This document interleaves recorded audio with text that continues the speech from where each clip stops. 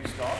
No doubt other people will dribble in from their coffees and so on as we talk, so others we could tolerate that. Or spit out them or something. Excellent. Okay. I'm Steve Bottoms. Not that you need to know that. And I'm going to, what we're going to do is kind of follow the format of the first session actually, which is just have the speakers one by one. Any immediate questions for clarification we'll take at the end of each paper, and then hopefully we'll have some time for general conversation. We've got, we've been told 20 minutes, so I'm going to keep it to time. That's all. So it's my very great pleasure, first of all, to introduce Loreth Rothko. Is that anywhere close? Who I used to work with at Leeds University, former colleague, I hope still a friend. And she's going to speak about theatre in the outskirts, the Holbeck Underground Ballroom, known as Leeds as Hull. So, okay. Thank you. So I'm really grateful to be here because this research has taken me in a completely different direction, but back to a field that I used to work in back when I was doing my PhD about 20 years ago. So going back to issues around venues and cultural policy after I've done a lot of work on other directions. So I'm really happy that I'm going back to this. And of course, in the immediate context of the city that I live in, so after having worked in the Spanish context, that I'm now really interested in thinking about how theatre is disseminated and produced within the city in which I live. So there is I made like a film just for fun really, of my journey from home to the Holbeck Underground Ballroom, and the presentation is kind of goes alongside the journey. So, but it's fine if you're just watching the movie and not listening to me. That's okay. I think it's being recorded. So, okay. So this presentation is an investigation of the role of the Holbeck Underground Ballroom, a small theatre venue in the outskirts of Leeds. Of the role that the hub has in the theatre landscape of the city. And my presentation wants to explore the venue both as a response to the difficulties that small companies find to perform in the city due to the cuts affecting the arts, and a response to the poverty of Leeds' alternative theatre landscape since the closure of the Leeds Met Gallery and Studio Theatre in 2010. The presentation also wants to think about the mapping of wealth and poverty in the city in relation to theatre activity, and also wants to foreground the hub's capacity to highlight both social and artistic inequality within the city. And I'm really sorry I'm reading off my computer. I generally don't like doing that, but I can't quite muster the courage to speak to you directly today after I've had no sleep at all. So blame the babies, I think. So I just want to say thanks to Paul Cooper, who I've had a chat with about the hub, and hopefully will be the beginning, from my part at least. I've got a lot of interest in issues of venues working in the periphery of cities, so hopefully it's the beginning of a collaboration. And also to Lee Daly, who helped who helped to edit the film. So here I go. So, Hare Hills to Holbeck. My journey to Holbeck to see a show at the Holbeck Underground Ballroom begins from home. Home is Hare Hills, a northeastern district in the city of Leeds. Hare Hills and Holbeck have quite a bit in common. They are both just outside the city centre in the northeastern Hare Hills and southeastern Holbeck, outskirts of the city. And in Leeds City Council reports, Hare Hills and Holbeck perform significantly below the city average in the areas of low income, economic activity, education, benefits, housing, child poverty, community safety and crime. Some of these aspects have worsened since 2010, like unemployment, crime and benefits, dropping to levels that the council considers highly unsatisfactory and problematic.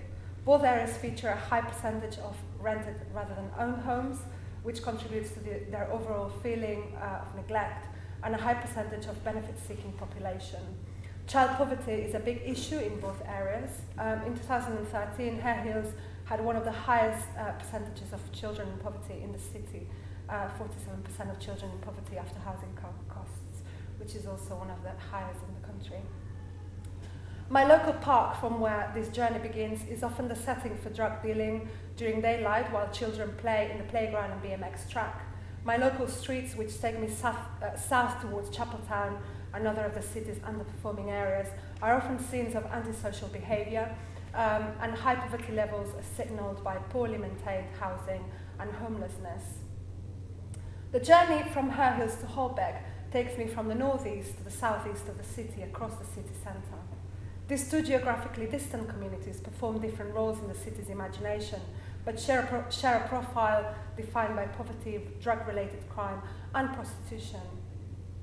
The latter provides a link between the two districts, as they are the two main areas in the city where prostitution activity has been registered. Since 2014, Holbeck has in fact become the setting for a pilot scheme which allows sex trade to take place freely between 7 a.m. and 7 p.m. The pilot success has made it a model for implementation in other parts of the country, and it has also contributed to reinforce the established identity of Holbeck as the Leeds red light district. With my journey from the outskirts to the outskirts of Leeds, I want to document both the distribution of wealth within the city and the concentration of theatre-going activity within the Leeds city centre. The question and the tension of centre versus periphery is key to understanding Leeds as a city, I think. It is also pivotal to the recent and ongoing urban developments in Leeds. I don't know how many of you know the city, I don't know how many, I know some of you do, but how many have been there recently. But in the last 10 years, the City Council has implemented a plan to address the lack of a fully integrated city centre that sees the Town Hall and the city's main galleries and museums on one side and the Quarry Hill, the location of the West Yorkshire Playhouse, on the other end. At both ends of a stretched out city centre, and that's been seen as problematic. In between, there is a large pedestrian area dedicated mostly to the mainstream shops and cafes, and it is also the centre where in the centre where most of the theatre offer in the city can be found. So the Carriage Works Theatre, which hosts a medium-sized and a small space, which have for some time been the home of small-scale theatre productions and theatre for children and young people within the city. The Grand Theatre and the Howard Assembly Rooms, home of Opera North and of visiting productions, usually musicals and concerts. The City Varieties Music Hall, a home of comedy, music and variety entertainment in the city since the mid-1800s. The West Yorkshire Playhouse, which stages its own repertory, as well as productions from invited companies. The Stanley and Audrey Burton Theatre, home of Northern Ballet, and until 2010, the Leeds Met Theatre and Studio Gallery, which hosted the work of emerging practitioners. So all of these kind of venues located around that city centre, some closer than others. The Council's urban plans to generate a fully integrated city centre reinstates the belief that shopping, dining and entertainment take place in the centre of the city, each of these activities being mutually beneficial due to their proximity and inclusion in a recognisable and contained area.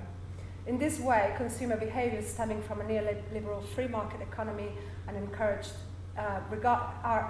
encouraged regardless of the nature of the exchange. So shopping, eating and attending a theatre production are performed within the same context and with similar expectations around value. The Leeds Council's urban development plan is clear in terms of its projected outcomes.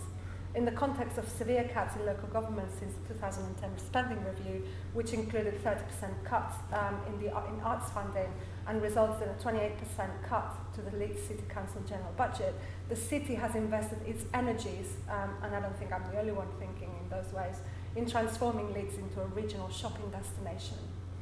Andrew Dudley, the director of the Trinity Leeds project, explains, "We are aiming to create the first truly regional shopping destination in Leeds. This will truly take Leeds up a league. We're hoping shops will be open longer into the evening, which is something Leeds does not really have at the moment. We are also making the centre a real destination and are providing leisure opportunities such as restaurants and cafes." This has meant the development and part completion of two major new shopping centres, Leeds Trinity and Victoria Gate, which is currently being built, which are set to bring, and I quote, 1.25 billion pounds of investment into Leeds over the next 3 to 5 years and transform the city centre. Leeds Trinity is a project of an estimated cost of, it looks like I'm not really talking about theatre at all, but I will get to that. A project of an estimated cost of £350 million is situated in the city centre and contributes to an expansion of the city's famous shopping arcades, adding 120 stores of national and international brands on over a 90,000 square metre area. With its central location and easy accessibility from the train and bus stations, Trinity reinforces this idea of Leeds, the identity of Leeds as a shopping destination.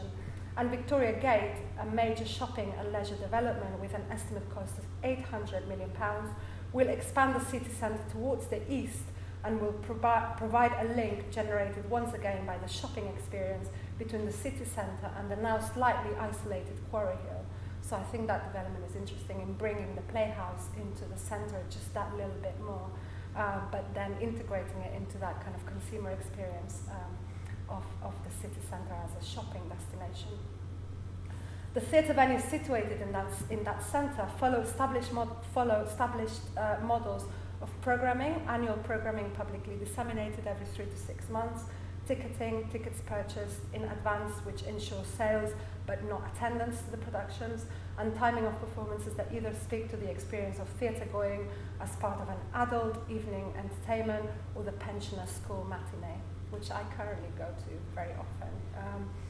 As I leave the busy city centre streets traversing building sites in my journey to Holbeck, I think about the fact that the peripheral location of the Holbeck Underground Ballroom, the hub, relates to its geographical situation within the city, but also to its out-of-the-box thinking in relation to the key aspects that define a venue in terms of the types of theatre-going experience that it wants to produce for its audiences. What I'm suggesting, I guess, is that the theatre-going experience based in mutual trust and respect offered by the hub is miles away, literally, from the one based on an economic transaction offered by city centre venues. By being in the outskirts of the city centre's cultural landscape, the hub situates itself geographically and philosophically in the periphery of that way of making and disseminating theatre. So what is the hub, and what does it want to offer to the city? So the hub is the home of Leeds-based companies Langlo. The venue is an archway in Holbeck under a disused railway line, which includes a small theatre venue, rehearsal space, correct me if I'm wrong, Paul, please, an office and storage area. The venue was chosen by Langlo when they decided to set up base in Leeds in 2011, and they received Arts Council funding to support 2 salaries and the overheads of the venue, rent, bills, office, internet, etc. And it has continued to be funded by the Arts Council since. It began being a repository for Langlo's technical material and resources from past productions, as well as the company's office and rehearsal space. The venue began its programming activity with the addition to Paul Cooper, who's with us here today as venue manager, not company producer. The hub started its activities at the beginning of the city's austerity plan, and it's really interesting, I feel, how the venue comes out of this context of austerity in relation to the arts. As a result of the 2010 30% cuts to Arts Council, many Leeds arts organisations were hit by a dramatic drop in their funding. Opera North faced a 10% cut in funding in 2010 and a 30% cut over the following 3 years. And Red Ladder Theatre Company were faced with a 39% cut in their Arts Council funding, placing the 40-year-old company in a difficult situation as to how they would continue to produce their work. The funding cuts also affected the Carriage Works, which had to put an end to its Emerge programme, which supported the work of emerging practitioners, and the Leeds Met Gallery and Studio closed its doors in 2010 after Leeds Met demolished the theatre, the building, and the city did not support plans to move the venue elsewhere. The hub filled, I think, a hole in a devastating context, which had left the city of Leeds with no venue for small-scale experimental work. However, the role of the hub goes beyond maintaining a healthy theatrical ecology within the city. Its sharing of resources, its programming model, its understanding of its audiences beyond consumers, its engagement with inclusion through its projects, sustainability through the insight allotment, speak to an understanding of theatre that is born out of genuine care for its role within the community in which it operates.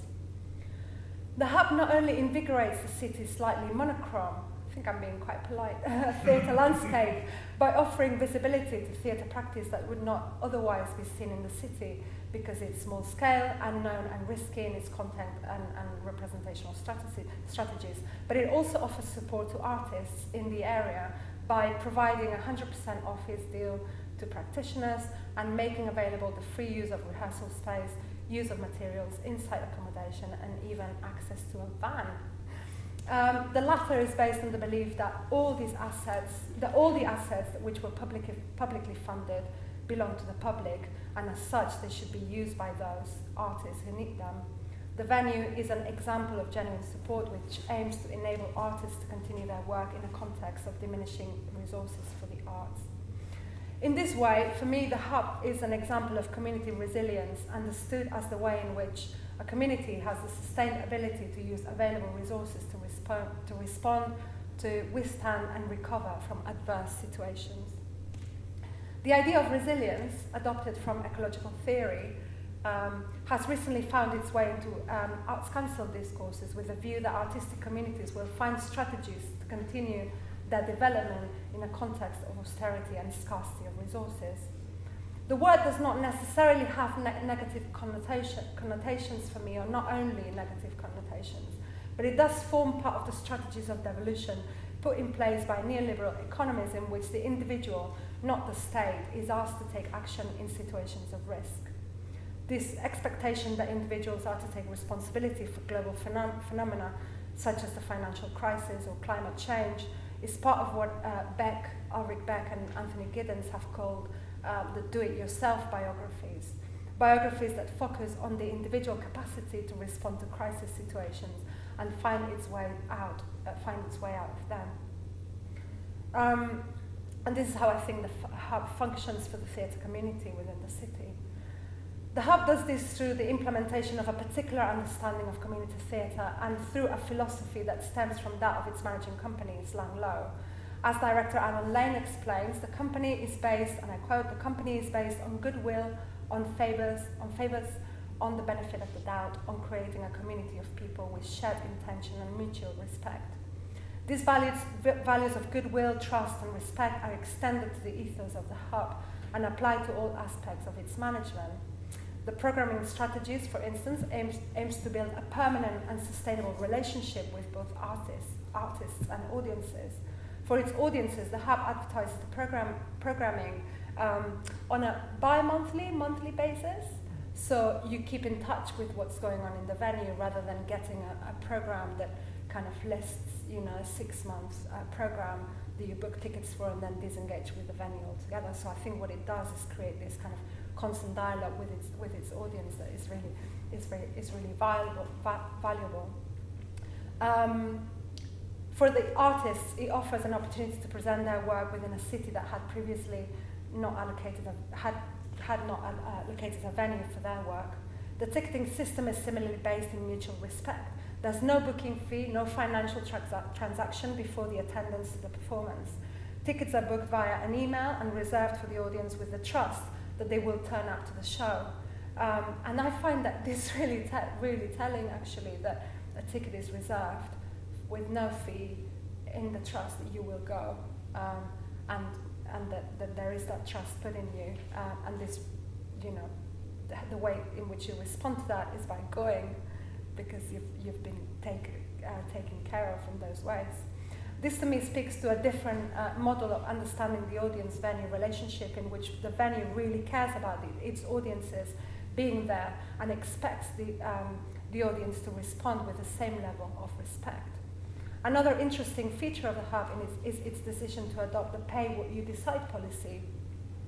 On the one hand, this generates a practice in which the audience is asked to engage in a process of reflection after seeing the show and consider not only the value of the show in their own terms, but other aspects that might affect its decision when reaching for the wallet, its relationship with the company, the venue, its relationship, the loyalty to the venue. So it's not just about the product itself, but it's also about how the context in which that product is being seen and who is making it, you know, so it becomes a very personal experience than having to put the money in the jar. On the other hand, the pricing policy does not discriminate audience on the basis of their income. In this way, the Hub is the only venue in the city that offers a genuine opportunity for the inhabitants of Leeds with disadvantaged areas to attend theatre performances, and as far as I know, this is kind of the only place in Leeds that is doing that. This has resulted in the venue establishing a strong relationship with the Holbeck community that visit the Hub on a regular basis. The venue also distances itself from the centre in its choice of performance timings. Performances usually take place at 5 p.m. on a Sunday. They're about an hour long, and in some cases there is an extra, another showing late afternoon, 2 o'clock, around that,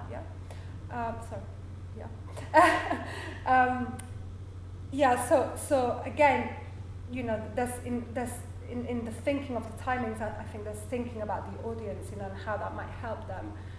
You know, so you have time to enjoy your Sunday, but you still have time to go back home, get ready for the week, you know, put the children to bed, etc. You know, it's worked wonders for me as a mother. You know, that I'm still able to go to the theatre and able to be at home for when I'm needed. And I think, you know, theatre should be looking after, you know, should be looking after its audiences in those ways. I understand the Hub as a key player in the sustainability of an arts community in Leeds, which goes beyond established models of cultural value and consumption. In that way, the value of the Hub to the city is not to bring millions of pounds in investment, but to maintain a vibrant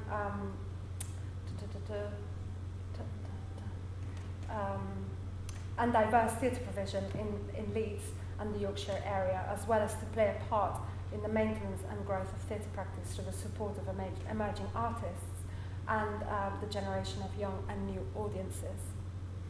My journey ends in Holbeck as I leave the underpass of Leeds Central Station, and a landscape of skyscrapers and old industrial buildings turning to sleekly designed offices opens up. Very quickly, however, I'm back in a familiar location, a semi-deserted area featuring knocked-down industrial sites, urban fields, fences, and the underused railway line that runs alongside the Bath Road.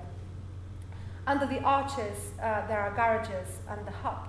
It's a very cold Sunday evening, and I'm welcomed by a warm lighting and a homely space designed with a clear port aesthetic, recycled sofas, retro paraphernalia, a golden phone box, lamps and an Aga cooker working hard to keep the very cold space warm. I get offered a tea, welcome with a smile, and join a very heterogeneous audience of students, old-age pensioners, young and middle-aged professionals, the old academic, and the regular the Holbeck regulars. After the show, the artists come out to the bar, which sells very cheap beer, and have a chat with the audience. All this is part of the experience of attending a performance in the Hub, and one gets the feeling that all the parts are equally important. Thank you very much.